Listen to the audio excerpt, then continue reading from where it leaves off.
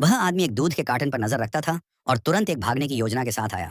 उन्होंने पहले कार्टन को छपटा किया, फिर इसे प्रकट किया और एक परत को छीलने के लिए एक कांटा का इस्तेमाल किया, अंदर से मोम कोटिंग। जब गार्ड नहीं देख रहा था तो उसने इलेक्ट्रॉनिक के कीपैड पर वैक्स शीट को दबाया इस तरह। जब गार्ड ने कोड दर्ज किया तो उनकी उंगलियों के निशान मोम पर छोड़ दिए जाएंगे। फिर उन्होंने सावधानी पूर्वक मोम को हटा दिया और कोड को कम करने के लिए फिंगरप्रिंट के निशान का उपयोग किया। अगला कदम कोड का परीक्षण करना था, लेकिन वह कीपैड तक कैसे पहुंच सकता है। उन्होंने एक छोटी गेंद में टॉयलेट पेपर के एक टुकड़े को ढककर और इसके साथ कोटिंग करके शुरू किया। उन्होंने इनमें से कई गेंदों को बनाया, फिर उन सभी को एक नम कागज तौलिया के साथ लपेट दिया। एक बड़ा चिपचिपा कागज बनाना। जब गार्ड ने भोजन के लिए अपनी हथकड़ी को अनलॉक किया तो आदमी ने चुपचाप वार्ड को भर दिया सेल की छोटी खिड़की के लॉक मैकेनिज्म में। इस तरह भले ही गार्ड ने खिड़की को बंद कर दिया हो, वह आसानी से बाद में इसे खोल सकता है। अनुमति देता है बिना किसी कठिनाई के कीपैड तक पहुंचने के लिए। लेकिन भागने से बस इससे अधिक की आवश्यकता है। उसे दो अतिरिक्त शर्तों की आवश्यकता थी।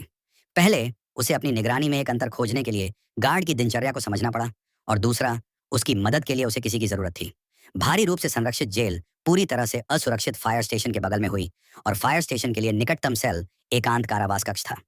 आदमी ने जानबूझकर एक लड़ाई उठाई, खुद को एकांत में भेजना। एक बार उन्होंने सावधानीपूर्वक गार्ड के पैटर्न का अवलोकन किया और देखा कि केवल 2 गार्ड थे वहां तैनात, और वे अक्सर धूम्रपान करने के लिए बाहर कदम रखते थे। ये उनकी अवसर की खिड़की बन गई।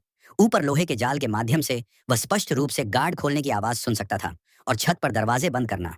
उसे यह गणना करने की अनुमति मिलती है कि उनका धूम्रपान टूट गया लगभग 7 मिनट।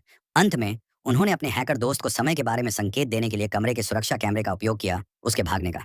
तैयार की गई हर चीज के साथ आदमी ने अपना कदम रखा। कीपैड को अनलॉक करने के बाद उन्होंने पहले भ्रम पैदा करने के लिए निगरानी फुटेज को फिर से शुरू किया कि वह अभी भी अपने सेल में था। फिर वह वेंटिलेशन सिस्टम के माध्यम से रेंग गया और फायर स्टेशन के लिए अपना रास्ता बनाया, जहां वह खुद को छिपाने के लिए एक फायर फाइटर की वर्दी में बदल गया। इस बीच दोनों गार्ड अभी भी छत पर धूम्रपान पर थे। इसके बाद उसके साथी ने एक छोटी कार को विस्फोट किया, जिससे फायर अलार्म बन गया। जब आग ट्रकों को भेजा गया तो आदमी वाहनों में से एक के नीचे छिप गया और इसे आग के दृश्य पर सवार करें। सभी ने विस्फोट को बाहर करने पर ध्यान केंद्रित किया, किसी ने भी उसे ध्यान नहीं दिया। ठीक उसी तरह वह गार्ड की नाक के नीचे से भाग गया। लेकिन आदमी वास्तव में अपराधी नहीं था। वह अपने सुरक्षा उपायों का परीक्षण करने के लिए देश भर की जेलों द्वारा काम पर रखा गया एक सुरक्षा सलाहकार था। हर बार वह एक कैदी के रूप में एक जेल में प्रवेश करेगा, कमजोरियों की पहचान करें और वास्तविक कैदियों से बचने की संभावना को कम करने में मदद करें।